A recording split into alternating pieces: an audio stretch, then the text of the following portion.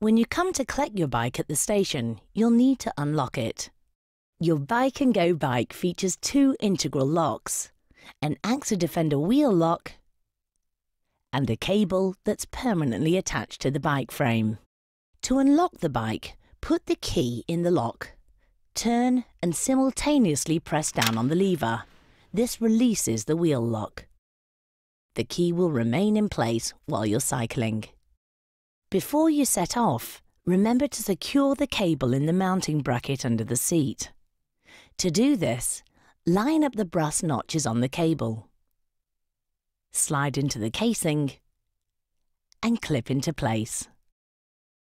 When you get to where you're going, take the cable out of its mounting bracket and loop it around an immovable object like a lamppost. Plug the end of the cable into the wheel lock. Turn the key and push down on the lever. Now the wheels and the frame are locked securely in place, so the bike cannot be carried or ridden away. When returning, please remember to lock the bike and hand your key back into the ticket office or collection point.